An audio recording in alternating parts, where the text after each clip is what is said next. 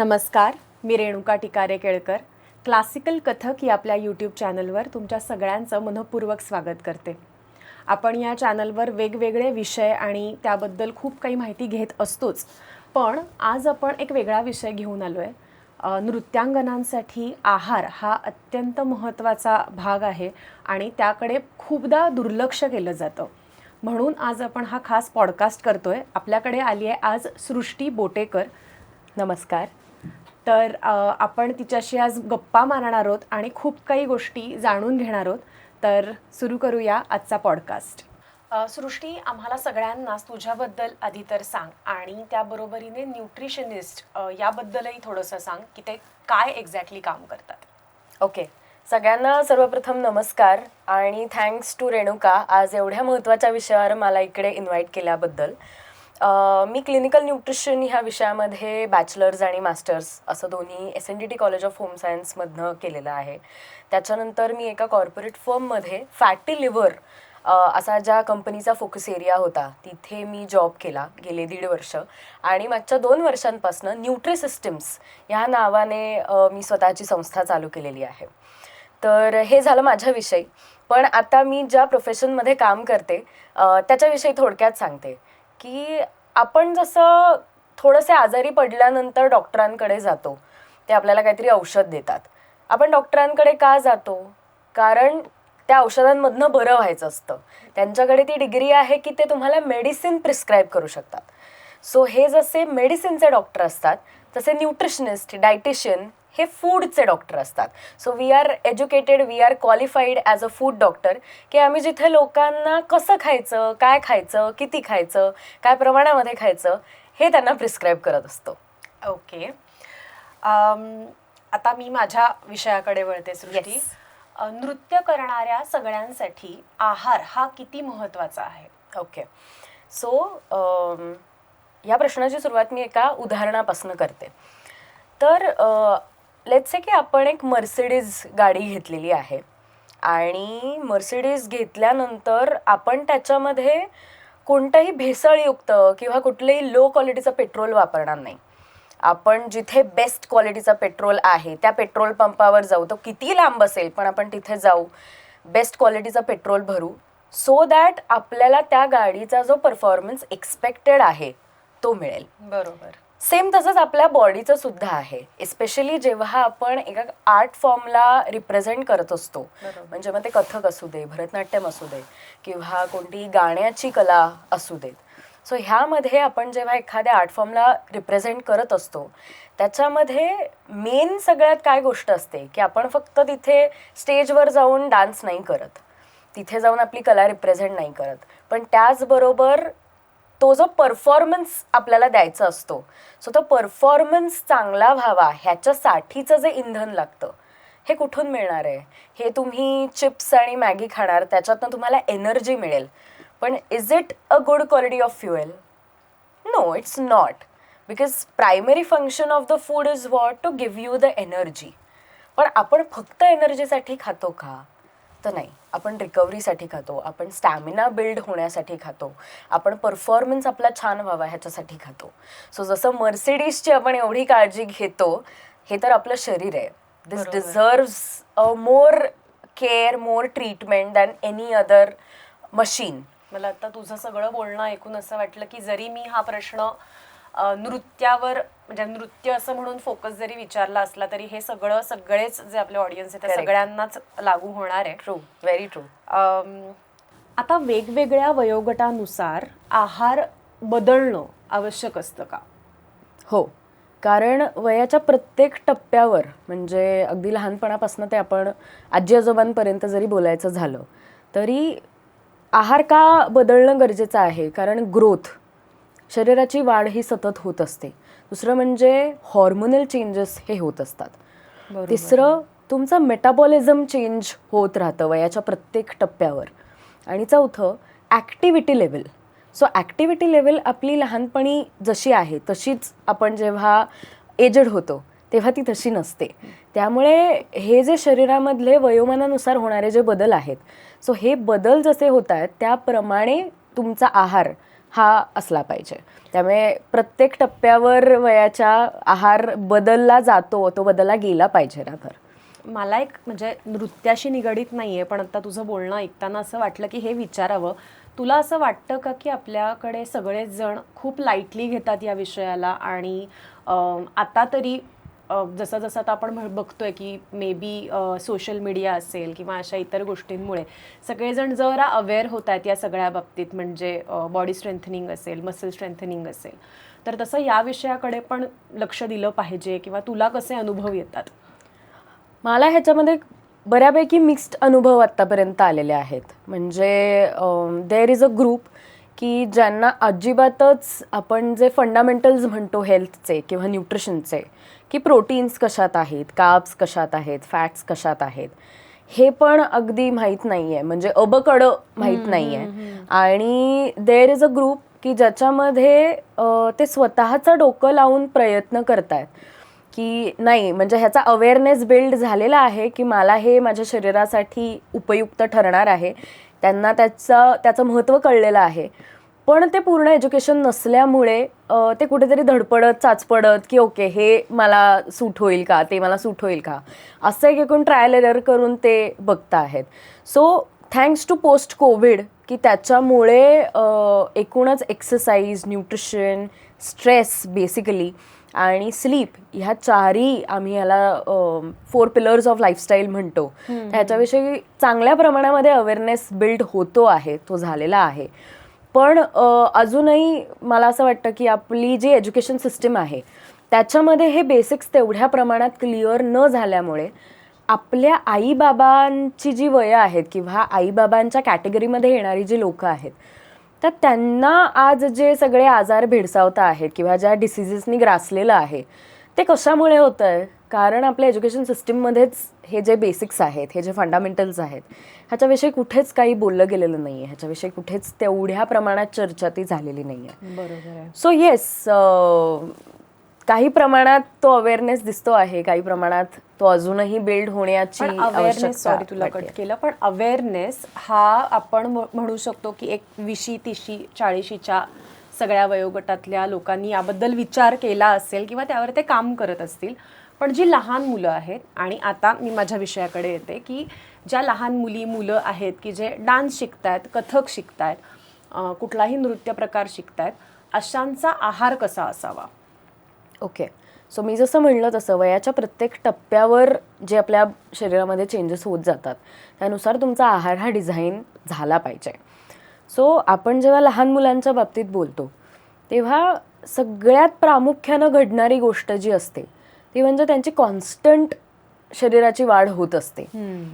त्यामुळे म्हणजे त्यांची हाईट वाढणं असेल, वजन वाढणं असेल किंवा बाकी शरीरातले जे चेंजेस आहेत, सो पॉझिटिव्हली खूप चेंजेस होत असतात बॉडीमध्ये and that requires a good quality of energy in it. बरोबर. सो आपण जे म्हणतो की मुलांना आता हे देऊ नका, ते देऊ नका, असं करू नका, ह्याच्यापेक्षा मला असं वाटतं की घरचं फ्रेशली कुक्ड जेवढं त्यांना देता येईल ना तेवढं द्या.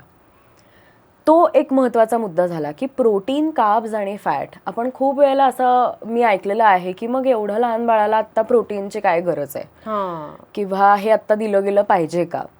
पण तुम्ही मला सांगा की प्रोटीन्स जर आपल्या डाएटमध्ये नसतील, आपण जेव्हा म्हणतो की उंची वाढली पाहिजे त्याची अजून, तो उंची ही कशामुळे वाढणार आहे? ती काय जंगल जिमला लटकल्यामुळे नाही वाढणार. आणि हे मी खूप पालकांकडून ऐकलंय की माझी हाईट लहान आहे किंवा माझं मूल बुटकं आहे आणि आता आम्हाला त्याची हाईट वाढायला हवी आहे म्हणून सायकलिंग सुरू आहे, दोरीच्या उड्या, म्हणजे चालू बऱ्याच ऍक्टिव्हिटीज सुरू असतात. पण त्या बरोबरीने हे किती महत्वाचं आहे हे माझ्या मते आज करेक्ट. म्हणजे हे जे सगळं एक्सरसाइज तुम्ही देता आहात किंवा त्यांच्याकडनं करवून घेता आहात तो पण महत्त्वाचा मुद्दा आहेच आहे. पण त्या एक्सरसाइजला साजेचं असं काही जर तुम्ही दिलं, त्यांच्या समोर ठेवलं किंवा त्यांच्या समोर तुम्ही जर खाल्लं तर ते खाणार. एक्झॅक्टली. म्हणजे मला खूप प्रामाणिकपणे वाटतं की आपण जसे मुलांना संध्याकाळी 7 वाजले की शुभंकरोती म्हणा, देवापुढे बसा, ते एक 10-15 मिनटं आपण जी शांतता त्यांना अनुभवायला सांगतो, ते जसे संस्कार असतात तसे खाण्याचे पण संस्कार हे झाले पाहिजेत. आणि ते असे बसवून की ओके हे असं खायचंय, हे असं करायचंय असं नसतात. ते नॅचरली पण असतात, कारण लहान मुलांसाठी त्यांचे आयडॉल्स कोण असतात? आई बाबा असतात. म्हणजे एका मुलाला विचारलं तुझ्यासाठी आत्ता हिरो कोण आहे, तर साहजिक त्याचा बाबाच असणार आहे. तुझ्या म्हणजे आईसाठी मुलीला विचारलं की तुझ्यासाठी आत्ता तुझं रोल मॉडेल कोण आहे, किंवा असं नाही आपण अगदी त्यांना विचारलं तरी ते कोणाला जास्त बघत असतात. सो मुली ह्या तिच्या आईला आयडॉल मानत असतात. म्हणजे आई आज कोणत्या शेडची, किती लिपस्टिक लावतीये, काय करतीये, कसा मेकअप करतीये, हे जशी ती आईकडे बघते आणि स्वतः करते, तसंच तिच्यासमोर आई काय खातीये, पॅकेज्ड फूड किती खातीये, बाहेरचं किती खातीये, किती रात्री जेवती आहे, हे कॉन्स्टंट त्यांच्याकडे ते ऑब्झर्वेशन त्यांचे चालू असतात. आणि हे अचानक असं कधीतरी पुढे जाऊन, म्हणजे जेव्हा त्या कॉलेजला जातात किंवा अजून मोठ्या होतात, तेव्हा ते येतं की अरे हे तेव्हा तिने ते ऑब्झर्व करून ठेवलेलं असतं. सो संस्कार ही अशी गोष्ट आहे ना की ती अशी बसवून नाही, पण तुम्ही त्यांच्यासमोर काय करता आहात ह्याची गोष्ट आहे. त्यामुळे तू म्हणालीस तसं की घरातलं खायला द्यावं, हे तर तू हायलाइट केलंच आहेस, पण मग त्या बरोबरीने त्यात काय असावं की त्यातनं त्यांना ते पोषण मिळेल, त्याचा पोर्शन मे बी कसा असावा, आणि त्याच्या वाढीसाठी आणि डान्सच्या दृष्टीने जे महत्वाचं ठरेल, इन जनरल महत्वाचं ठरेल, असं सगळंच आम्हाला सांगशील. ओके. सो आपल्याकडे 2 प्रकार आहेत, मॅक्रोन्यूट्रिएंट्स आहेत आणि मायक्रोन्यूट्रिएंट्स आहेत. मी हे ह्याच्यासाठी सांगतेय म्हणजे एकूण आपण काय म्हणतात, जे फंडामेंटल्स मी म्हणले ना आधी, की न्यूट्रिशन विषयीचे आपल्याला एवढं तरी हे माहिती असलंच पाहिजे. जसे आपण फायनान्सेस बद्दल बोलतो किंवा अजून तुमचे जे स्पेसिफिक विषय आहेत त्याच्यातल्या ज्या गोष्टी तुम्हाला माहिती असतात, तसंच हे पण तुम्हाला माहिती असणं गरजेचं आहे. सो त्यासाठी 2 गट असतात आपल्याकडे, मॅक्रोन्यूट्रिएंट्स आणि मायक्रोन्यूट्रिएंट्स. मॅक्रोन्यूट्रिएंट्स मध्ये प्रोटीन, कार्ब्स आणि फॅट ह्याच्या सोर्सेस मी पुढच्या काही आपले जे प्रश्न असतील त्याच्यामध्ये कव्हर करेनच. पण आत्ता हे 2 आपले घटक आहेत आणि हे दोन्हीही आपल्या शरीराला खूप जास्त गरजेचे असतात. का? कारण प्रत्येकाचं आपल्या शरीरामध्ये वेगवेगळं फंक्शन डिझाईन केलेलं आहे. प्रोटीनचं फंक्शन ना कार्ब्स करू शकत, कार्ब्सचं फंक्शन ना फॅट्स करू शकत. त्यामुळे विटॅमिन्स मिनरल्सचं जे फंक्शन आहे ते आपण असं म्हणलं की आम्ही फक्त विटॅमिन्स खातो आणि मिनरल्स नाही खात, असं होत नाही. आपल्या शरीराला जेवढे प्रोटीन्स गरजेचे आहेत, जेवढे फॅट्स गरजेचे आहेत, तेवढेच कार्ब्स, विटॅमिन्स, मिनरल्स हे सगळे गरजेचे आहेत. सो आता आपण जेव्हा लहान मुलांबाबत बोलतो, मी जसं म्हणले की ग्रोथ हा खूप एक इम्पॉर्टंट फॅक्टर असतो ह्या वयामध्ये. त्यामुळे जेवढं तुम्ही त्यांना घरचं खायला देता आहात, फ्रेश खायला देता आहात, ते तर जास्त बेटर असणारच आहे. पण मेक शुअर की त्यांच्या प्रत्येक मील मध्ये काहीतरी एक प्रोटीनचा सोर्स जातो आहे. जसं की म्हणजे दोन्ही बाबतीत सांगशील, व्हेज नॉनव्हेज, कारण प्रत्येक जण नॉनव्हेज खातातच असं नाही. त्यामुळे व्हेज ऑप्शन्स पण लहान मुलांच्या दृष्टीने आणि अगेन ते नृत्याच्या दृष्टीने. करेक्ट. सो व्हेज प्रोटीन मध्ये आपण जर म्हणलं तर दूध सगळ्या लहान मुलांना जे आपसुकच एक आवडत असतं आणि आपण सगळ्या जाहिरातींमध्ये पण तो एक मुद्दा बघत असतो. त्यामुळे दूध आहे, पनीर आहे, दही आहे, त्याच्यानंतर वरण आहे, आपल्या ज्या सगळ्या डाळी आहेत, उसळी आहेत, सोया आहे, सोया चंक्स, सोयाबीन, हे सगळे व्हेजिटेरियन प्रोटीन्सचे ऑप्शन झाले. आता ह्याच्यामध्ये आपण सगळंच इम्प्लिमेंट करू शकतो का? तर नाही, पण त्यांना ऍटलिस्ट इंट्रोड्यूस करायला सुरुवात करा.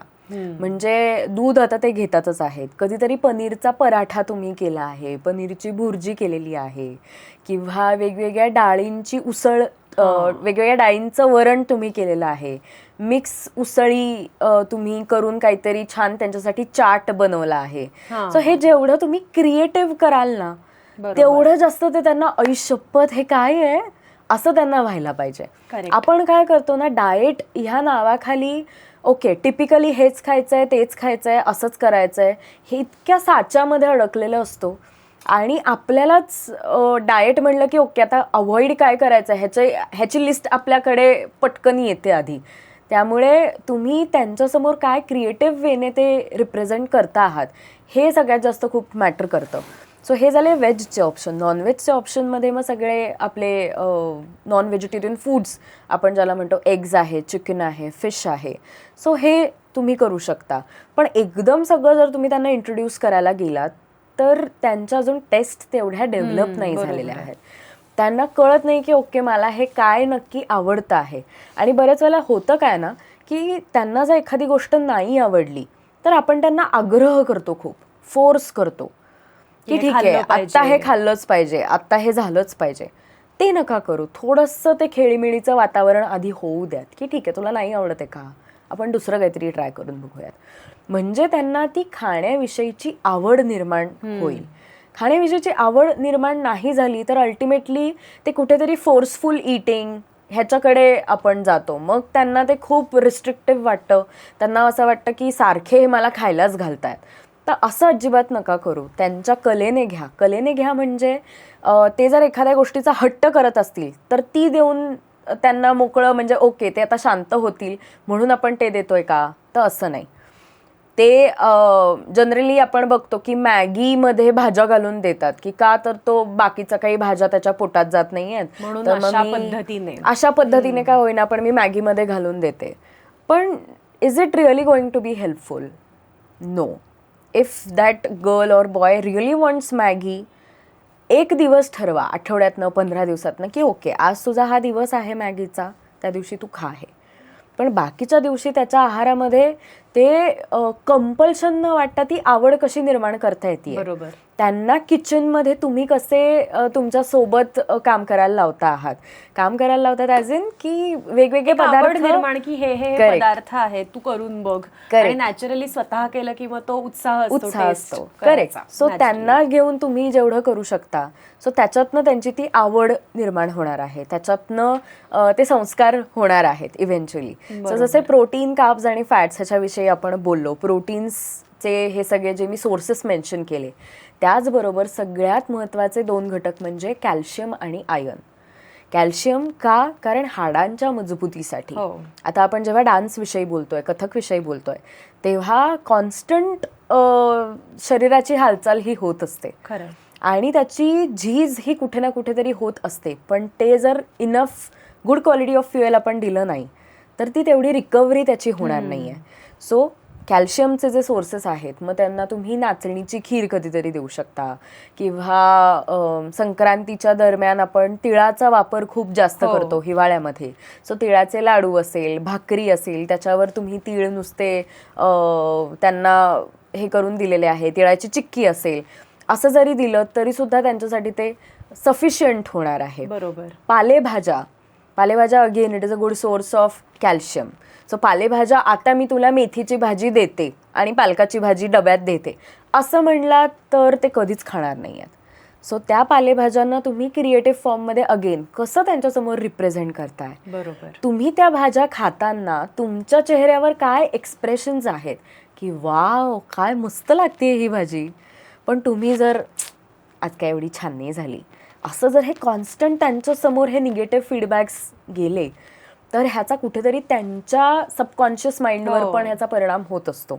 So it is very crucial की how you are presenting the food in front of them. In short, या वयोगटातल्या मुलामुलींना इवन जे नृत्य करतायत किंवा जनरल फिजिकल ऍक्टिव्हिटी ज्यांची आहे आणि ज्यांची वाढीचं वय आहे, त्या सगळ्यांसाठी त्यांच्या पेरेंट्सना जास्त काम करायला लागणार आहे. ऑफकोर्स. त्यामुळे पण काम असं आपण त्याच्याकडे न बघता म्हणजे काम म्हणजे की त्यांना आधी स्वतःवर काम करायला लागणार आहे. जर ते तसं फॉलो करत नसतील तर, आणि करत असतील तर उत्तमच. फक्त आता हा प्रश्न होता की आपण जे काही आता डिस्कस केलं ते त्यांच्या डेली रुटीन बद्दल डिस्कस केलं. पण बऱ्याचदा असं होतं की लहान मुलांच्या पेरेंट्सना असा प्रश्न असतो की आता परफॉर्मन्स आहे किंवा त्यांना डान्स क्लासला पण सोडायचं आहे, पण मग आधी त्यांना काय खायला द्यावं किंवा एक खूप फिजिकल ऍक्टिव्हिटी केल्यानंतर त्यांना आम्ही काय खायला द्यावं, तर याबद्दल काय सांगशील? ओके. सो परफॉर्मन्सच्या आधी किंवा एखाद्या क्लासला जाण्याच्या आधी जनरली तुम्ही क्लासमध्ये तुमच्या शरीरातनं काय बाहेर पडणार आहे, ऊर्जा बाहेर पडणार आहे, ती एनर्जी बाहेर पडणार आहे, राईट. सो त्या एनर्जीला तुम्हाला आधी कुठेतरी स्टोअर करून ठेवावं लागणार आहे. ती गुड क्वालिटी एनर्जी तुम्हाला ती आधी ओके आपल्याला परफॉर्म करायचंय तर माझ्याकडे एवढा हा साठा असला पाहिजे. ह्याच्यासाठी मग क्लासला जाण्याच्या आधी ते काय खाऊ शकतात, ते एखादं फळ आहे, मग त्यात केळ आहे किंवा सफरचंद आहे, पेर आहे, कोणतंही त्यांना जे आवडेल ते फळ तुम्ही देऊ शकता. किंवा अगदी मूठ भरून त्यांना नट्स जरी दिलेत खायला, मग त्याच्यामध्ये बदाम, अक्रोड, काजू, पिस्ता, की जे सगळे हाय कॅलरिक फूड्स आहेत, पण ते अगदी वाटी वाटी भरून नका देऊ.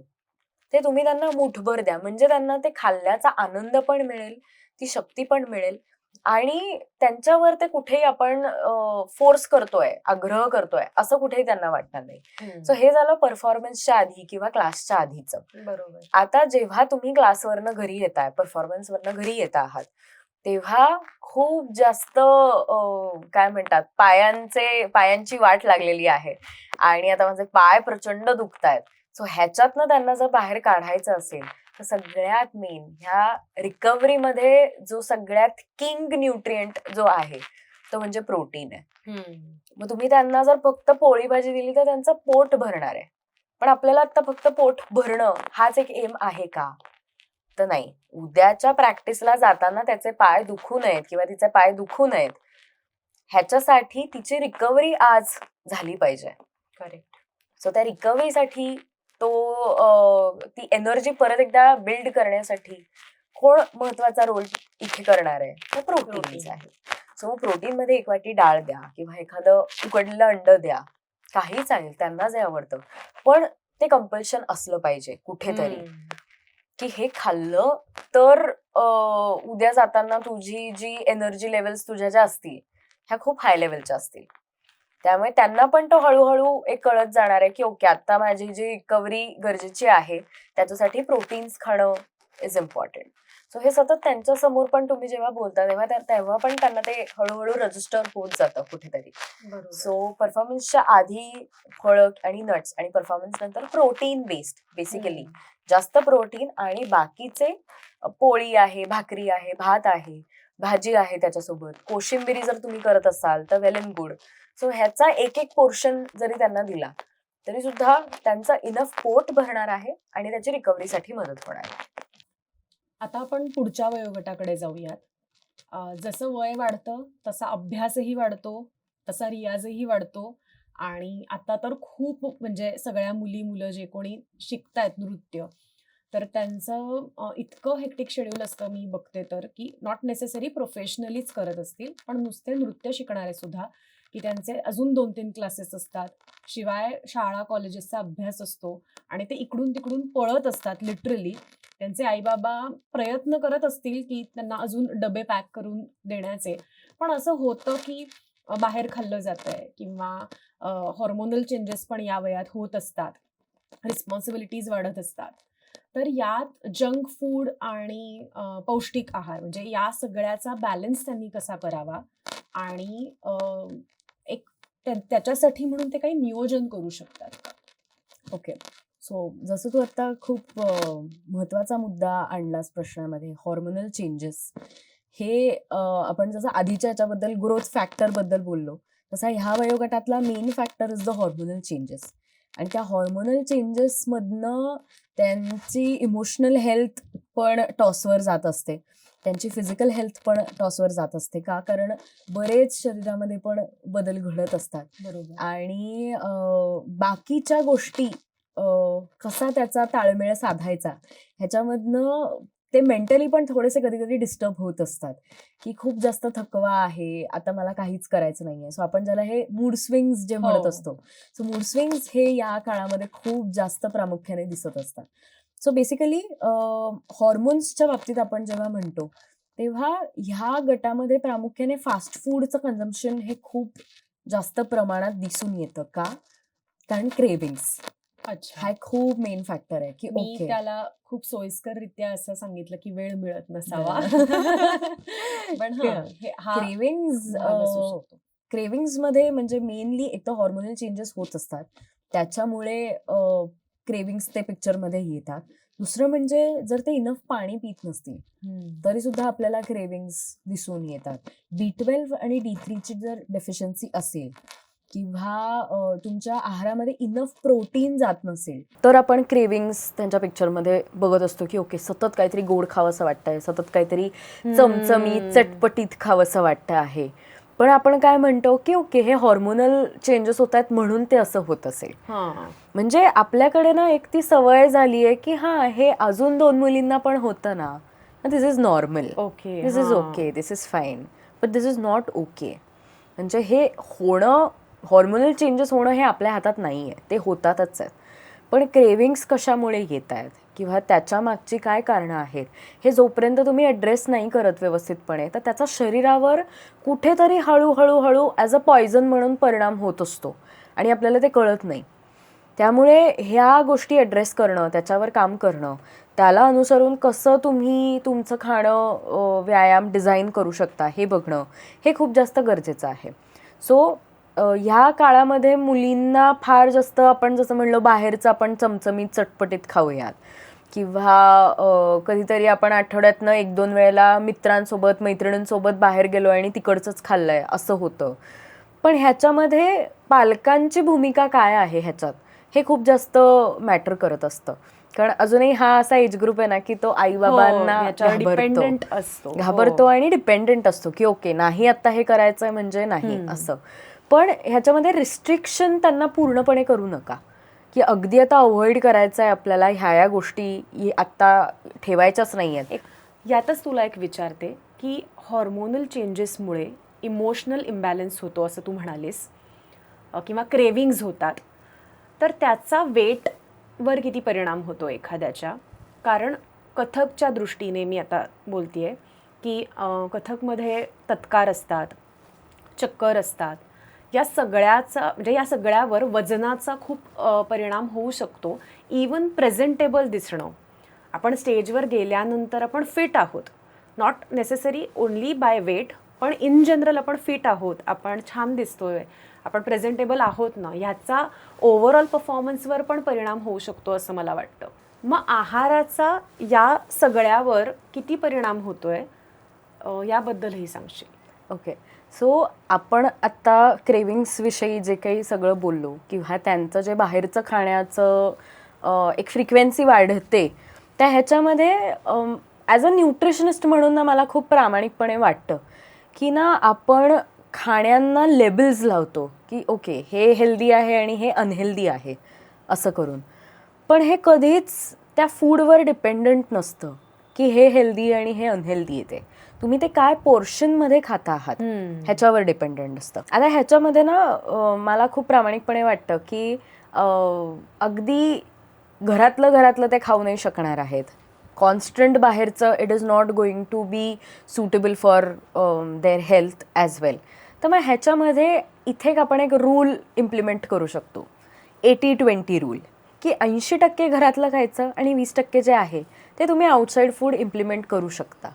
पण ते आउटसाईड फूड इम्प्लिमेंट करताना पण त्याच्यामध्ये तुम्ही प्रोटीन्स किती इम्प्लिमेंट करता आहात, काय पदार्थ तुम्ही निवडता आहात आणि त्याच्यामध्ये सिक्वेन्सिंग कसं आहे. म्हणजे आपण जेव्हा हॉटेलमध्ये जातो तेव्हा आधी काहीतरी सूप आणि स्टार्टर असं ऑर्डर करतो आहोत का, आणि मग बाकीचं जे मेन कोर्स आहे ते आपण खातो आहोत. If this is going then it is going to really healthy for them.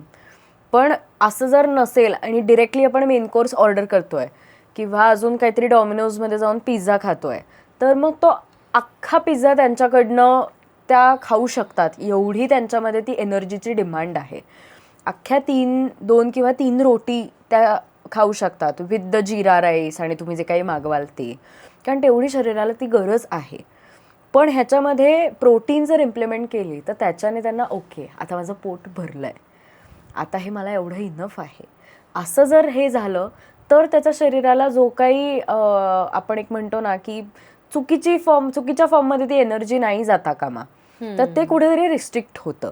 So बाहेर जरी खायचं झालं तरी त्याच्यामध्ये प्रोटीन्सचं इम्प्लिमेंटेशन, फायबरचं implementation in the form of salad आहे, सूप आहे, हे जरी घेतलं तरीसुद्धा ते त्यांच्यासाठी जास्त बेटर असणार आहे. म्हणजे त्यांना बाहेर आपण जाऊन खाऊन आलो आहे ह्याची पण मजा घेता येणार आहे आणि ओके आता मला ह्याच्यामध्ये काही रिस्ट्रिक्शन्स नाही करायचं. बरोबर. सो येस, असं आहे. आता जरा माझ्या वयोगटाकडे वळते की आम्ही जे नियमित रियाज करणारे नर्तक नर्तकी आहोत त्यांच्यासाठी आहार कसा असावा, आणि आधीच विचारते की या वयोगटात खूपदा असं होतं की जसे फिजिकल चेंजेस आधीच्या वयोगटात आहेत तसे याही आहेत. तर मलाच पर्सनली असं स्वतःला जाणवलं की जी स्ट्रेंथ माझी 25च्या आधी होती ती कुठेतरी नंतर नियमित व्यायाम केल्याने डेफिनेटली स्ट्रेंथनिंग होतं आहे, पण मला माझ्या आहारात बदल करायला लागणार आहेत या सगळ्या गोष्टी टिकवण्यासाठी, असं मला खूप प्रकर्षाने जाणवतं आहे.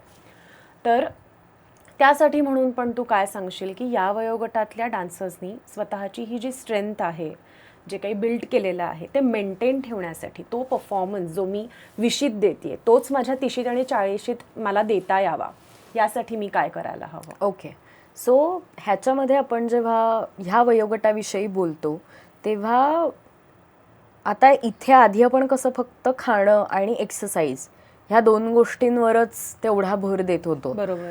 पण आता जेव्हा आपण 20शी-25शी बद्दल बोलतो आहोत तर त्याच्यामध्ये अजून 2 पिलर्स ॲड होतात.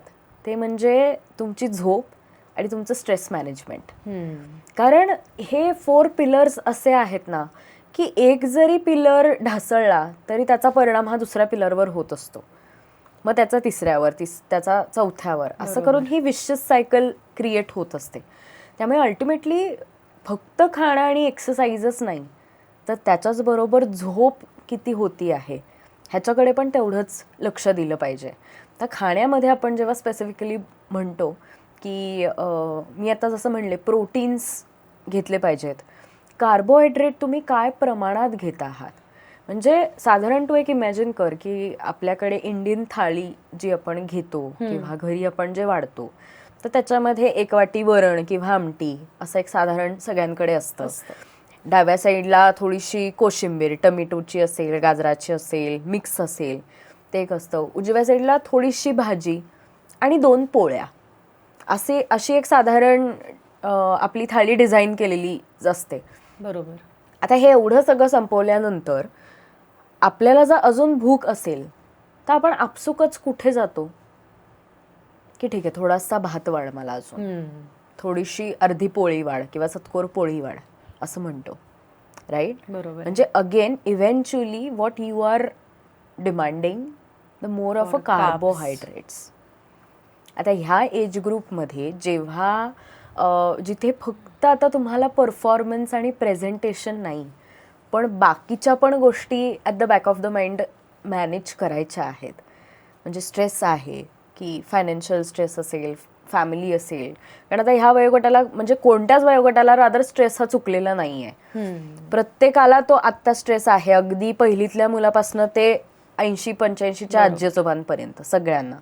सो ते मॅनेज कसा करायचा आहे, काय आहे हे आपल्या कॅल्क्युलेशन मागे डोक्यात चालू असतात आणि हे कॉन्शियसली असं कोणी करत नाही, पण आपसुकपणे ते होऊन जातं की त्याचा परिणाम हा खाण्यावर होतो, त्याचा परिणाम हा एक्सरसाइजवर होतो आणि इव्हेंच्युअली आपल्याला वाटतं की यार मी हे तर सगळं तसंच फॉलो करते, आता का मला असं जाणवतंय.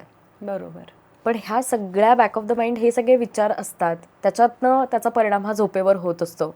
कारण झोपताना हे सगळे विचार एकदम येतात आणि कुठेतरी आपण 10-10:30ला झोपायला गेल्यानंतर आपल्याला 12-12:30ला झोप लागते. So this is again the main thing. त्यामुळे आपण जेव्हा खातो आहोत, खाण्याविषयी डाएटविषयी आपण बोलतो आहोत तर त्याच्यामध्ये 1:1:1:1 रेशो हा एक फॉर्म्युला आहे की हा जर आपण पाळला, ह्याचं जरी आपण इम्प्लिमेंटेशन केलं तरी बऱ्याचशा गोष्टी खूप जास्त सुरळीतपणे चालू शकतात. तर 1:1:1 रेशो म्हणजे काय की 1 वाटी प्रोटीन की ज्याच्यामध्ये तुमची डाळ असेल, आमटी असेल, काही नॉन व्हेजिटेरियन फूड केले असेल तर ते असेल, एखादं अंड असेल जे तुम्हाला आवडतं ते 1 वाटी. त्याच्यानंतर 1 वाटी ही भाजी असली पाहिजे. नुसती थोडीशी टोचून आपण जशी पोळीला खातो तशी नाही, बरेच जण ती 1 वाटी भाजी असली पाहिजे. 1 वाटी सॅलेड किंवा कोशिंबीर किंवा सूप जे काही आहे ते असलं पाहिजे आणि 1 पोळी किंवा 1 वाटी भात हे असलं पाहिजे. सो हे सगळं संपवल्यानंतर मग विचारायचं की ओके मला खरंच भूक आहे का. बऱ्याच वेळेला ना आपण त्या सवयीच्या ह्याच्यामुळे ते आपल्याकडनं खाल्लं जातं की हो मला 2 पोळ्या खायची सवय आहेच आहे, मला 2 पोळ्या आणि भात हे खायची सवय आहे, ते खाल्लं नाही तर मला झोप नाही लागणार. पण आपण हा कधीच प्रश्न विचारत नाही की ओके, शरीराला ह्याची गरज आहे का? हे सवयीचं झालं किंवा ह्या ज्या सगळ्या गोष्टी आहेत हे आपल्या मनात चाललेल्या, मनाचे खेळ आहेत हे सगळे. पण माझ्या शरीराला आज तेवढी गरज आहे का, हे आपण कधीच विचारत नाही. सो इथून पुढे जे सगळे लोक हे ऐकता आहेत, तर start asking yourself after finishing this, if I am feeling hungry or not. If you are not feeling hungry, stop there. तिथेच थांबा. बास, माझी भूक भागली आहे. पण जर भूक असेल परत एकदा, तर मग वरण आधी प्या. अजून एक वाटी वरण किंवा आमटी किंवा जो काही प्रोटीन सोर्स घरी केलेला आहे फर्स्ट प्रेफरन्स दिला पाहिजे, त्याला पहिला प्रेफरन्स दिला पाहिजे. म्हणजे तुम्हाला जी सटायटी हवी आहे, जी तृप्तता हवी आहे की बास आता माझं पोट भरलं, हे देण्याचं काम कुठल्या न्यूट्रिएंटला असाइन केलेलं आहे, तर प्रोटीन आणि फायबरला. पण आपण अनफॉर्च्युनेटली जातो कुठे, तर कार्ब्सकडे, की अजून एखादी पोळी घेऊयात, अजून थोडासा भात घेऊयात. आता मुळात कार्ब्सचं काम काय आहे की तुम्हाला एनर्जी देणं, पूर्ण दिवसभरात जी एनर्जी लागणार आहे ती देणं. ती एक पोळीमध्ये किंवा सकाळी जी एक पोळी खाताय, संध्याकाळी खाताय, ब्रेकफास्टमध्ये जे काही तुम्ही कार्ब्सचे सोर्सेस घेत आहात, त्याच्यातनं ती फुलफिल होतीये. पण त्या थाळीमध्ये तर ती संपवल्यानंतर, ती थाळी जेवायला बसल्यानंतर संपवल्यानंतर बेसिकली असं जर हे होत असेल, तर you should always go to the proteins, then fibre, then again ask yourself की ओके, मला भूक आहे का आत्ता? आता साहजिकपणे तुमची भूक ती भागलेली असणार आहे. सो इथे आपण ते जे वजनाच्या मुद्द्याविषयी बोलत होतो, की इथे इव्हेंच्युअली आपण एक्सेस एनर्जीला रिस्ट्रिक्ट करतो आहोत. कारण कार्ब्स जर आपण कमी खाल्ले, त्याला जर आपण आटोक्यात ठेवलं, तर आपोआप जी एक्सेस एनर्जी आहे ही बॉडीमध्ये स्टोअर होण्याचे कुठे चान्सेसच येत नाहीत. करेक्ट. आणि ते चान्सेस आलेच नाहीत म्हणजेच काय की ऑटोमॅटिकली तुमचं जे बॉडी फॅट स्टोअर झालेलं आहे हे पिक्चरमध्ये यायला सुरुवात होते ॲज अ एनर्जी सोर्स म्हणून. मग ह्याच्यामध्ये आपण जर फक्त मी हेच खाणार आणि हे खाणार नाही असा जर अट्टहास ठेवला, तर त्याच्यामध्ये सस्टेनेबिलिटी कुठे येत नाही. बऱ्याच वेळेला मी बघितलंय की लोकांना वजनं कमी करायची असतात, मग ते ओट्स आणि किनोआ खातात, ब्रोकली खातात, बेल पेपर्स खातात, की हे तुमच्या लहानपणापासून तुमच्या हे ताटात तुम्ही बघितलंच नाही आहे. खूप वेळेला तर चहा बंद करतात पूर्णपणे आणि ग्रीन टीवर शिफ्ट होतात. का? कारण आम्हाला वजन कमी करायचं आहे. पण त्या वजन कमी करण्याच्या ह्याच्यामध्ये तुम्ही मनाला तुम्हाला जे खरंच आवडतं हे कुठेच तुम्ही घेत नाही आहात. तुम्हाला छान आतून कसं वाटणार आहे? मला फक्त एक विचारायचं आहे की तू जसं म्हणालीस तसं की आपण हे समजा सगळं फॉलो केलं तरीसुद्धा सप्लिमेंट्सची गरज भासू शकते का ॲज अ परफॉर्मर? कारण फिजिकल ॲक्टिव्हिटी खूप आहे, शिवाय आता तर स्ट्रेंथनिंगसाठी एक्सरसाइज पण एक वेगळा डान्स शिवाय करायला लागतो आणि मग तो करून डान्स करून त्या बरोबरीने बाकीची जी काही आपली दैनंदिन कामं आहेत ती सगळी सांभाळून हा एवढा आहार पुरेसा आहे का? ओके, सो ह्याच्यामध्ये सप्लिमेंट ह्याच्या नावातच येतं, मुळात ह्याचं काम काय आहे. हो, सप्लिमेंट म्हणजे इज टू सप्लाय समथिंग. पण तेच की त्याची तितपत गरज भासणार आहे का जर हे आपण व्यवस्थित फॉलो करत राहिलो तर? करेक्ट. सो ह्याच्यामध्ये तुमचा रेग्युलर इनटेक कशाचा किती आहे, डेफिशियन्सीज आता जे सगळे आहेत मायक्रो न्यूट्रिएंट्स जे आहेत त्याच्यामध्ये तुम्हाला कळून येणार आहे जेव्हा तुम्ही टेस्ट करता की ओके मला B12ची डेफिशियन्सी आहे, D3ची डेफिशियन्सी आहे. सो हे जे सगळे सप्लिमेंट्स आहेत, एनर्जी जर कुठे कमी पडत असेल तर तुम्हाला तुमचं आयर्न, हिमोग्लोबिन हे सगळं चेक करून घ्यायला लागणार आहे. हे जर तुम्हाला त्याच्यामध्ये डेफिशियन्सी दिसली तर तुम्हाला ते सप्लिमेंट्स इम्प्लिमेंट करायला लागणार आहे. खूप जास्त डान्स करून किंवा व्यायाम करून जर पाय प्रचंड दुखत असतील ऑन अ डेली बेसिस, तर मॅग्नेशियम हे इम्प्लिमेंट करायला लागणार आहे. मी विचारेन की मसल टाईटनेस जो आहे किंवा मसल या जर भागावर मी जास्त फोकस केलं तर त्यासाठी म्हणून पण या सप्लिमेंट्सचा फायदा होऊ शकेल का? हे सप्लिमेंट्स जे सगळे आहेत हे तुमचे मायक्रोन्यूट्रिएंट्सची जिथे डेफिशियन्सी आहे त्या कॅटेगरीमध्ये येणार आहेत की ओके आता मला हे न्यूट्रिएंट जे आहेत, जे मला रेग्युलर ह्याच्यासाठी लागत आहेत, पण ते माझ्या शरीरात आता कमी प्रमाणात जात आहेत through the diet or what ever. तर मग ते आपल्याला जर ॲड ऑन करायचं असेल तर हे सप्लिमेंट्स कामाला येणार आहेत. There is another category of when we talk about the muscle, की ज्याच्यामध्ये प्रोटीन सप्लिमेंट येतात, क्रिएटिनिन येतं, जे सगळे बाकीचे आहेत ते. पण मग हे सप्लिमेंट कोणते घ्यावेत, म्हणजे त्याच्यासाठी काही काय प्रोडक्ट्स असतात असे म्हणून का, ते तू जसं आधी सजेस्ट केलंस की अंड किंवा वरण किंवा अशा, म्हणजे आहाराच्या याच्यातनंच ते पुरेसे आहेत? कारण आता असं खूपदा म्हणलं जातं की आधी सकस असायचं अन्न आणि आता बरंच ते नाही, भेसळयुक्त आहे. तर मग त्या याच्यातनं मला विचार. ओके, सो आपण जेव्हा स्पेसिफिकली प्रोटीन बाबत बोलतो तर त्याच्यामध्ये एकतर सगळ्यांना जी डेली रिक्वायरमेंट आहे प्रोटीनची ती 1 gram per kg body weight आहे. म्हणजे आत्ता माझं जर वजन 60 किलो आहे तर मला 60 grams of protein on a daily basis हा इंटेक झाला पाहिजे. ओके. पण अनफॉर्च्युनेटली आपण जे काही खातो, ज्या प्रमाणामध्ये खातो, ज्या मील्समध्ये इम्प्लिमेंट करतो, तर त्याच्यामधनं ही रिक्वायरमेंट पूर्ण होत नाही किंवा त्याच्यामध्ये रेस्ट्रिक्शन्स असतात. मग आपल्याला कामानिमित्त ते रेस्ट्रिक्शन्स येतात, आपलं रुटीन आहे त्याच्याप्रमाणे ते रिस्ट्रिक्शन असतात. पण हे सगळे सोर्सेस तुम्ही प्रोटीनचे डाएटरी सोर्सेस आहेत, हे जर तुम्ही बाजूला काढले आणि तुम्ही जर प्रोटीन सप्लिमेंटकडे गेला तर that is not ideal. Okay. That is something we do not recommend. कारण तुमच्या बॉडीमध्ये कुठेतरी डाएटरी प्रोटीन हे गेलं पाहिजे. ते जर कमी पडत असेल तर तुम्ही डेफिनेटली सप्लिमेंटचा आधार घ्या, सप्लिमेंटची मदत घ्या. त्याच्यामध्ये काही चुकीचं नाही आहे. फक्त आत्ता जसं तू म्हणली की भेसळयुक्त ही इंडस्ट्री इतकी जास्त अडल्ट्रेटेड दिवसेंदिवस होत चाललेली आहे की आपल्याला कळत नाही की नक्की कसं घ्यायचं, काय घ्यायचं. सो ह्याच्यामध्ये मी फक्त एक मुद्दा मेन्शन करेन की जेव्हा पण तुम्ही कोणतं सप्लिमेंट ऑर्डर करताय प्रोटीन रिलेटेड, तर त्याच्या मागे जे फूड लेबल असतं किंवा जे प्रोटीन सप्लिमेंटचं लेबल आहे ते चेक करा की त्याच्यामध्ये किती 25-30 ग्रॅमचा तो स्कूप असतो.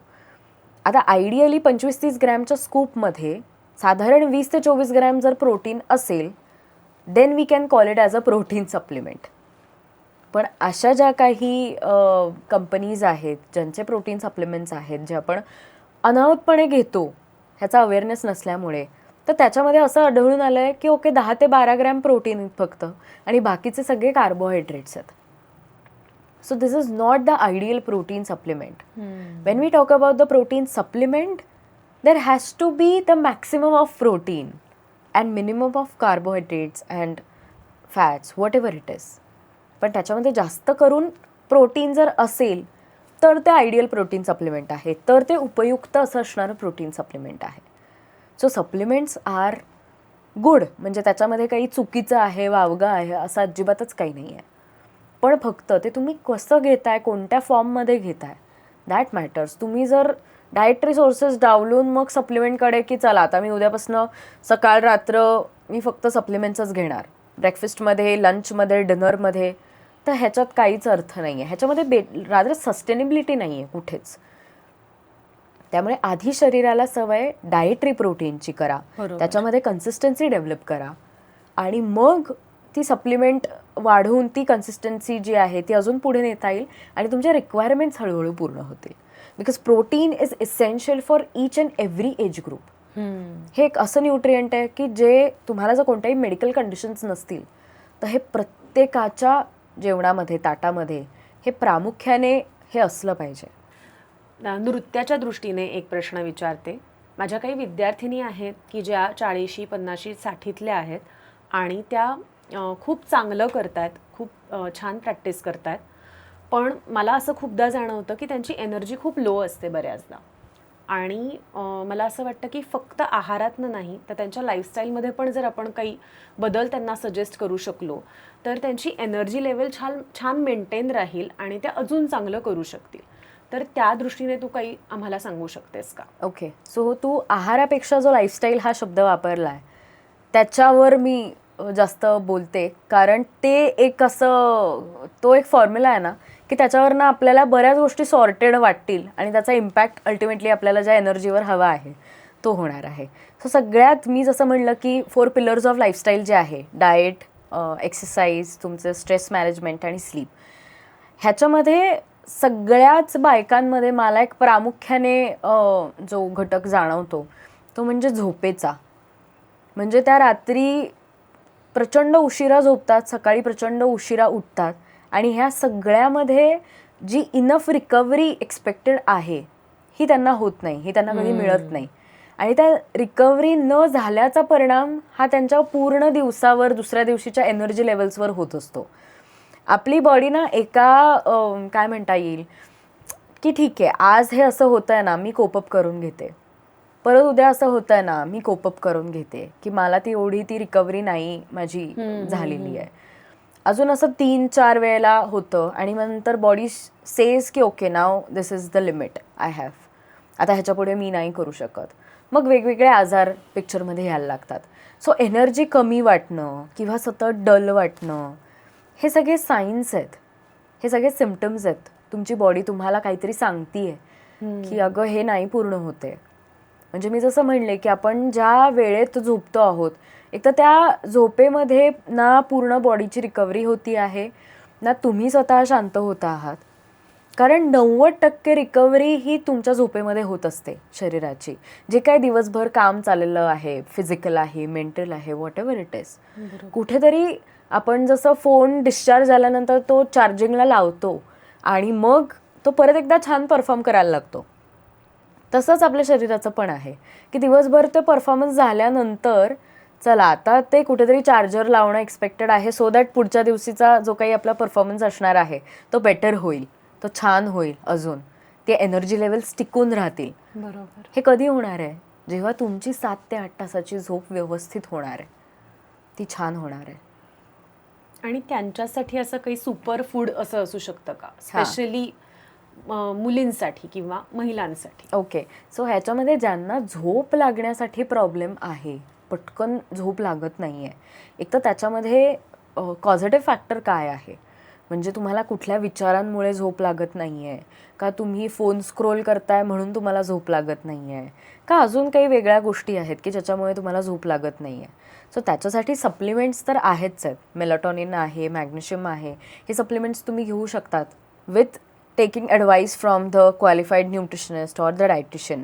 पण घरगुती उपाय ह्याच्यावरचा, आपल्याकडे जायफळ पावडर सगळ्यांकडे असते, नाही तर जायफळ असतं, मग ते तुम्ही जरी दुधात मिक्स करून घेतलं किंवा पाण्यामध्ये जरी घेतलं, गरम पाण्यामध्ये, गरम दुधामध्ये, तरीसुद्धा चालेल. पण ते घ्या, म्हणजे त्याच्याने ॲटलिस्ट बेटर क्वालिटी का होईना पण ती स्लीप हळूहळू होणार आहे.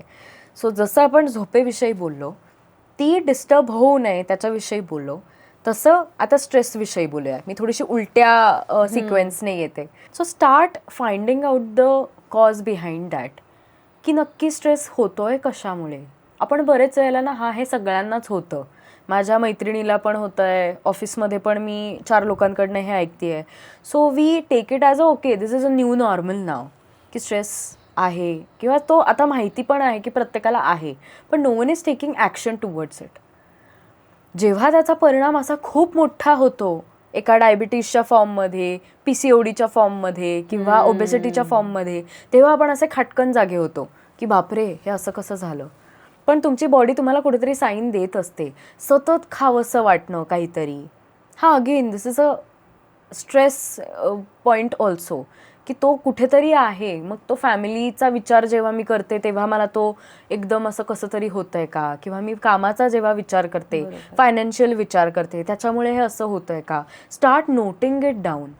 बऱ्याच वेळेला ना जे अनएक्सप्रेस्ड इमोशन्स असतात ना, तर ते कुठेतरी स्ट्रेसच्या फॉर्ममध्ये आपल्या बॉडीमध्ये राहतात, असं मला खूप प्रामाणिकपणे वाटतं. आणि मला असं वाटतं की कोणतीही कला आणि त्याबरोबरीने कुठलाही खेळ तुम्हाला स्ट्रेस मॅनेजमेंटमध्ये खूप मदत करू शकतो. True, very true. आणि मे बी हे खूप हँड इन हँड जातं. करेक्ट. त्यामुळे काहीच नसेल तर एखादी कला जोपासा, तुम्हाला ज्याच्यात आवड आहे खरंय ते तुम्ही करा. म्हणजे त्याच्यातनं आपण जे म्हणतो ना, गुड हॉर्मोन्स सिक्रीट होतील आणि तुम्ही त्याच्यातनं थोडा काळ का होईना पण बाहेर याल आणि बॉडीला कुठेतरी श्वास घ्यायचा चान्स मिळेल. खरंय. सो त्याच्यासाठी हे गरजेचं आहे. So coming to the third pillar now, which is exercise. कमीत कमी 30 ते 45 मिनिटाचा व्यायाम हा झालाच पाहिजे. मिनिमम 5 दिवस आठवड्यातले तेवढं करा. मग तुम्हाला ते अगदी चालायला जायला आवडत असेल ते करा, किंवा कोणताही एखादा स्पोर्ट आवडत असेल, बॅडमिंटन आहे, व्हॉलीबॉल आहे, क्रिकेट आहे, जो आवडतोय की ज्याच्यामधनं तुम्हाला आधी आनंद मिळतोय आणि ओके मी आता स्पेसिफिकली व्यायामाला चाललोय असं कुठेच वाटत नाहीये, असा तो करा. का मी असं म्हणते, कारण त्याच्यामध्ये सस्टेनेबिलिटी असते. बरोबर. शेवटी आपल्याला जे आवडतं ते आपण दीर्घकाळ करू शकतो, ते टिकवू बरोबर. शकतो. पण असंही होतं ना की प्रोफेशनली आता ज्या कोणी कथक करतात किंवा कोणताही डान्स फॉर्म करतात आणि जर ते खूप काळासाठी करत असतील तर त्यांच्या शरीराला त्याची सवय पण होत असेल. करेक्ट. आणि त्या बरोबरीने मग स्ट्रेंथनिंगची पण गरज असते. सो जिम आलं, योग आलं, हे सगळंच मग करायला लागत असावं त्यासाठी. येस. सोबत. सो बेसिकली जिम किंवा आपण जेव्हा स्ट्रेंथ ट्रेनिंग म्हणतो तेव्हा स्ट्रेंथ ट्रेनिंग हे तर काय म्हणतात, मसल बिल्डिंगसाठी, स्ट्रेंथ वाढण्यासाठी तर आहेच आहे, पण एक बॉडीला छान आकार मिळावा ह्याच्यासाठी पण strength training is really helpful. म्हणजे तुमचे मसल्स जेव्हा असे छान टोन्ड दिसतात ना, तेव्हा आपोआप तुम्ही जेव्हा कोणासमोर प्रेझेंट प्रेझेंट करता आहात, परफॉर्म करता आहात, ते अजून छान ग्रेसफुल दिसतं, ते अजून उठून दिसतं.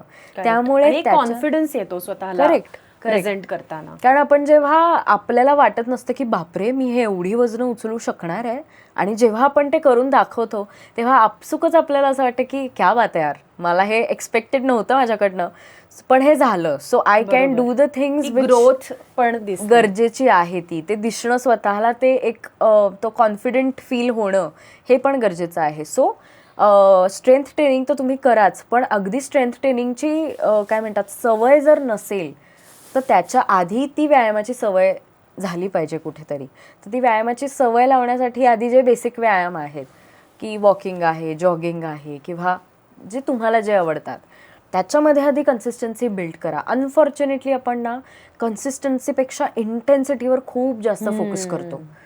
म्हणजे त्या कन्सिस्टन्सीमध्ये अजून काही झालंच नाहीये, ती सस्टेनेबिलिटी बिल्ड झालीच नाहीये, तुम्हाला ती सवय लागलीच नाहीये, हॅबिट ती व्यायामाची फॉर्म झालीच नाहीये. आणि तुम्ही उद्या म्हणलं की चला उद्यापासून आता 1 तारीख आहे, मी जिमला जाऊन व्यायाम करेन 45 मिनिटं, तुम्ही फार फार ते 15 दिवस किंवा 1 महिना करू शकणार आहे. पण हे खरंच सस्टेनेबल आहे का? नाही, कारण शरीराला ती सवय लागलीच नाही अजून. सो ग्रॅज्युअली जा, हळूहळू तो एक्सरसाइजचा फॉर्म, ती इंटेन्सिटी वाढवा, ग्रॅज्युअली वाढवा, मग जाऊन त्याच्यामध्ये सस्टेनेबिलिटी डेव्हलप होणार आहे. बरोबर. आणि चौथा, डाएट. आपण एवढं आतापर्यंत जे बोललो, सो प्रोटीन, कार्ब्स, फॅट, सगळे मायक्रोन्यूट्रिएंट्स, 1:1:1 रेशो ह्याचं इम्प्लिमेंटेशन हे जेव्हा तुम्ही करता तेव्हा आपोआप ते शरीरात बदल दिसून येतात. ब्रेकफास्ट आणि स्नॅक्समध्ये पण, ब्रेकफास्टमध्ये शक्यतो प्रोटीन आणि फायबर जेवढ्या प्रमाणात इम्प्लिमेंट करता येईल, मुगाचा डोसा आहे, बेसनचा चिला आहे, किंवा मिक्स स्प्राउट्सचा काहीतरी चिला केलेला आहे, चाट केलेला आहे, असं जरी तुम्ही खाल्लं तरी तो तुमच्यासाठी सफिशियंट होणार आहे. मुळात तुमचा दिवस एका पॉझिटिव्ह नोटवर, हाय एनर्जी नोटवर चालू होणार आहे. का? कारण एक्सेस एनर्जी जिथे रिक्वायर्ड नाही आहे तिथे ती मिळत नाही आहे, ती शरीरामध्ये इंजेस्ट केली जात नाही आहे. सो प्रोटीन आणि फायबर बेस जर तुमचा ब्रेकफास्ट असेल तर you will feel more energetic. स्नॅक्सचं पण तसंच आहे. संध्याकाळची 5ची 5:30ची वेळ ही अशी आहे ना की सगळ्यांना काहीतरी चमचमीत आणि चटपटीत खावं वाटतं. बरोबर. कारण आपण दिवसभर काम करून इतके थकलेलो असतो की बास आता मला काहीतरी जे समोर असेल ते मी खाणार आहे. बरोबर. So try keeping healthier options in front of you. मग एखादं फळ असेल, रोस्ट केलेले मखाणा असतील किंवा फुटाणे असतील तेही चालेल, किंवा खाकरा असेल समोर ठेवलेला, दॅट इज ऑल्सो फाईन. पण हे हेल्दी ऑप्शन जेव्हा आपल्या समोर असतात ना तेव्हा मेंदूला फार विचार करण्याची आपण वेळच देत नाही की चला आता काहीतरी आपण शोधूयात, नाहीतर ऑर्डर करूयात. कारण आज झोमॅटो आणि स्विगीमुळे सगळं इतकं 1 क्लिक अवेलेबल झालेलं आहे की तेव्हा आपल्याला खूप वाटत असतं की आत्ता ती भूक आहे आणि ती भागली गेली पाहिजे. पण again that is impacting on your body in a very negative form. ते कधीतरी 15 दिवसातनं एकदा ठीक आहे किंवा आठवड्यातनं एकदा ठीक आहे, पण हे जेव्हा हे कॉन्स्टंट बेसिसवर होतं तेव्हा मग बॉडी वेगवेगळ्या फॉर्ममधनं तो स्ट्रेस बाहेर दाखवत असते.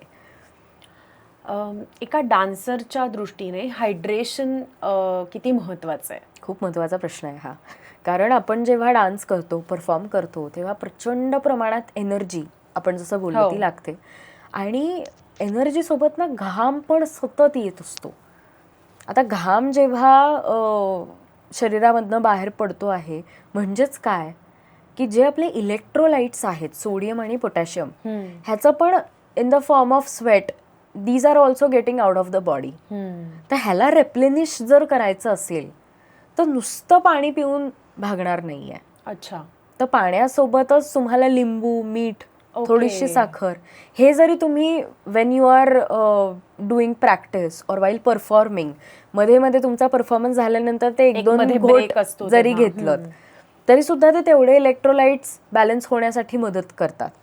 नुसतंच पाणी पिलं तर मग त्याचं तहान भागेल, पण शरीरामधनं जे हे सगळे मेन इन्ग्रेडियंट जे बाहेर पडलेले आहेत सोडियम आणि पोटॅशियम हे जर रेप्लेनिश झाले नाही तर ह्याचा परिणाम खूप मोठ्या प्रमाणात तुमच्या एनर्जीवर होतो. त्यामुळे जेव्हा पाणी पिताय तेव्हा मेक शुअर की हे पण इलेक्ट्रोलाइट्स बॅलन्स होण्यासाठी तुम्ही लिंबू आणि चिमूटभर मीठ असं जरी टाकलं आणि हे सुद्धा तुम्ही प्रॅक्टिसला घेऊन गेलात तरीसुद्धा त्याचा खूप मोठ्या प्रमाणात तुम्हाला फायदा दिसणार आहे. त्याचबरोबर एकदम 2 तासाने 3-4 ग्लास पाणी पिण्यापेक्षा दर अर्ध्या तासाला 1 ग्लास पाणी किंवा दर 1 तासाला दर पाऊण तासाला 1 ग्लास पाणी असं जेव्हा तुम्ही करता तेव्हा तुम्ही कन्सिस्टंट हायड्रेशनवर फोकस करता. बरोबर. हायड्रेशनपेक्षा कॉन्स्टंट हायड्रेशन होणं हे खूप जास्त गरजेचं आहे. पण बऱ्याचदा मी ऐकलंय की तहान लागल्यावर पाणी प्या किंवा एवढं एक ठराविक पाणी प्या असं सांगितलं जातं. आणि खूपदा असं होतं, आता माझा स्वतःचा एक्सपिरियन्स की मी बाहेर असते खूप वेळ आणि बऱ्याचदा टॉयलेट्स चांगले नसतात, मग मी माझ्याकडून पाणी कमी प्यायलं जातं किंवा मी टाळते असं म्हटलं तरी चालेल की नको आत्ता आपल्याला अवेलेबल नसणार आहे तर एक घोट पाणी प्या बास असंही होतं. करेक्ट. मग अशा सगळ्या सिच्युएशन्समध्ये आपण म्हणजे काय करू शकतो? सगळ्यात पहिला जो मुद्दा होता तहान लागल्यानंतर पाणी प्या. अनफॉर्च्युनेटली जसं आपण भुकेबद्दल बोललो ना की ती सवयच नाही आहे आपल्याला की माझ्या शरीराला आता काय हवंय आणि किती हवंय हे आपण तो प्रश्न विचारतच नाही की okay I am still feeling hungry. तसंच पाण्याबाबतीत पण आहे. आजकालचं जे सगळं एन्व्हायरमेंट आहे किंवा प्रत्येकाच्या ऑलमोस्ट घरामध्ये आता AC आहे, एक AC तर असतोच. सो जेव्हा तुम्ही एअर कंडिशन एन्व्हायरमेंटमध्ये बसता तेव्हा सगळं आजूबाजूचं वातावरण हे थंड असतं. त्यामुळे आपसुकच नॅचरलीच तुम्हाला तहान लागण्यासाठी काहीच ऑप्शन तो नाहीच आहे अवेलेबल. बरोबर. पण हे जेव्हा ऑन अ कॉन्स्टंट बेसिस होत असतं की तुम्ही फक्त तासाला 1 आणि 2 घोट पाणी पिताय तर ह्याचा परिणाम पुढे जाऊन शरीरावर होत असतो. त्यामुळे AC असला तरीसुद्धा रिमाइंडर लावून तेवढा 1 ग्लास पाणी दर अर्ध्या तासाला दर 45 मिनिटाला प्यायलं गेलं पाहिजे. तर त्याचा तुम्हाला जाऊन जो हवा तो जो बेनिफिट बघायचा आहे तो तुम्हाला दिसणार आहे. आता दुसरा मुद्दा जो तू म्हणलीस म्हणजे मला असं की ज्या वेळेला मी नाही एवढा वॉटर इनटेक करू शकत आहे काय सर्टन सिच्युएशन्समुळे, तर अशा वेळेला मी काय घेऊ शकते की ॲटलिस्ट ते तात्पुरता तरी ती रिक्वायरमेंट फुलफिल होईल. त्या केसेसमध्ये मग ॲटलिस्ट ORS तुम्ही घेऊ शकता किंवा अगदीच काय आपण लिंबू सरबत म्हणलं, कोकम सरबत म्हणलं तरी सुद्धा हे चालू शकतं. हे तुम्ही कॅरी करू शकता. किंवा ताक बाहेर जर मिळालं तो एक आपण तो टेट्रा पॅक आहे तो पूर्णपणे संपवला तरी सुद्धा हे तेवढ्यापुरतं हायड्रेट करतं आहे बॉडीला. प्लस आपल्याला माहिती पण असतं की मी किती वाजता बाहेर जाणार आहे, काय करणार आहे. सो त्याच्या आधी आणि नंतर आपण जर तसं ते कॉम्पेन्सेट केलं हायड्रेशनमध्ये की चला आता पुढचे 2 तास मी अवेलेबल नाही आहे, सो त्याच्या आधी मी थोडंसं माझं हायड्रेशन लेवल हायर साईडला ठेवते आणि आल्यानंतर आय विल मेक शुअर की मी थोडंसं जास्त पाणी घेते आहे इव्हेंच्युअली. असं जर ठेवलं तर तेवढी तरी शरीराला एक ती सवय होईल, ती हायड्रेशन ते कॉन्स्टंट बेसिसवर राहील आणि त्याचा कुठलाही परिणाम क्रेव्हिंग्सवर होणार नाही. कारण आपण मगाशी जसं बोललो की क्रेव्हिंग्स कधी येणार आहेत की one of the reasons is तुमचं हायड्रेशन कमी असतं, पाणी प्यायलं गेलेलं तेवढं नसतं, तेव्हा क्रेव्हिंग्स पिक्चरमध्ये दिसणार आहेत. सो ते आपल्याला भूक कधी लागली आणि तहान कधी लागली आहे हे ओळखता आलं पाहिजे. सो त्याच्यासाठी ह्या ज्या काही टिप्स आहेत त्या फॉलो केल्या तरी ते. आता आपण जरा शेवटाकडे वळूयात. काही महत्त्वाचे प्रश्न पण तुझ्याकडून शॉर्ट उत्तरं अपेक्षित आहेत. नर्तकांसाठी तुम्ही सुचवणाऱ्या 3 महत्त्वाच्या आहाराच्या सवयी कोणत्या? प्रोटीन्स इम्प्लिमेंट करा. एक तर फायबरचं प्रमाण तुमच्या खाण्यामध्ये ठेवा रेग्युलर. आणि मील स्किप करू नका आणि मील्समधला गॅप खूप जास्त ठेवू नका. तुम्ही जर कुठे बाहेर जाणार असाल तर carry a fruit with you or any small snack item with you so that ॲसिडिटीचं प्रमाण वाढणार नाही. तुम्हाला कॉन्स्टंट जी एनर्जी हवी आहे तर त्याच्यासाठी हे उपयुक्त ठरेल.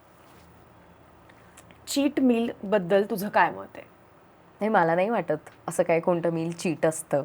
हां, फक्त ते तुम्ही कोणत्या पोर्शनमध्ये खाताय आणि चीट मीलचा चीट डे होत नाही आहे ना, म्हणजे पूर्ण दिवस बाहेरचं खाताय की ओके, काही सर्टन सिच्युएशन्समध्ये ते एक्सपेक्टेड आहे की तुम्ही बाहेरचं खाताय आणि ॲक्सेप्टेड पण आहे. पण त्याच्यामध्ये पण तुम्ही आपण ज्या मॅक्रोजविषयी बोललो तर त्याचं सिक्वेन्सिंग कसं करताय, त्याच्यामध्ये प्रायोरिटायझेशन काय करताय ते महत्त्वाचं आहे. बाकी तुम्ही एक दिवस पाणीपुरी खाल्ली तर I won't consider it as a cheat meal. So okay. नृत्य आणि आरोग्य यामध्ये संतुलन साधण्यासाठी एक सोपा मंत्र. आपण जे आता 4 पिलर्स डिस्कस केले त्याच्यातली एक गोष्ट तरी इम्प्लिमेंट करण्याचा प्रयत्न करा आणि तुमचं 50% जास्त आयुष्य हे अजून जास्त सोपं होणार आहे. कारण आपण इतकं कॉम्प्लिकेट करायची आपली इतकी आवडती सवय आहे सगळ्यांचीच की ज्या गोष्टी सिम्पल होऊ शकतात तसा आपण तो विचार करतच नाही. खूप कॉम्प्लिकेट पद्धतीने त्याच्याकडे बघत असतो आणि आता मग हे केल्यानंतर त्याचं काय होईल, मग ह्याचं काय होईल, एवढा नकाच विचार करू. आपल्या लाईफस्टाईलसाठी हे 1, 2, 3, 4 हे घटक गरजेचे आहे.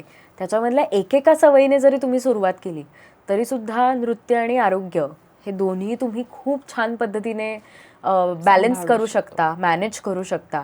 आणि तो जेव्हा कॉन्फिडन्स येतो ना तो तुमच्या स्टेजवर रिफ्लेक्ट होणार आहे, तुमच्या परफॉर्मन्सवर तो रिफ्लेक्ट होणार आहे आणि तुम्ही अजून जास्त छान विथ द ग्लोईंग स्किन आणि ग्रेसफुली असा तुम्ही तुमचा परफॉर्मन्स देऊ शकता. Yes. Okay. So thank you so much Srushti, तू आज इकडे वेळात वेळ काढून आलीस आणि आम्हाला सगळ्यांना इतकं डिटेल सगळं छान समजावून सांगितलं. थँक्यू सो मच रेणुका तुला की आज एवढ्या महत्त्वाच्या विषयावर तू मला इथे इन्व्हाइट केलंस बोलायला. आणि मला खूप असं मी मनमोकळ्या आपल्या लोकांची गप्पा मारलेल्या आहेत असंच वाटलं. त्यामुळे please do give me a feedback also की तुम्हाला अजून काय काय वेगवेगळ्या गोष्टी एक्सपेक्टेड आहेत, अजून कुठला वेगळा टॉपिक एक्सपेक्टेड आहे.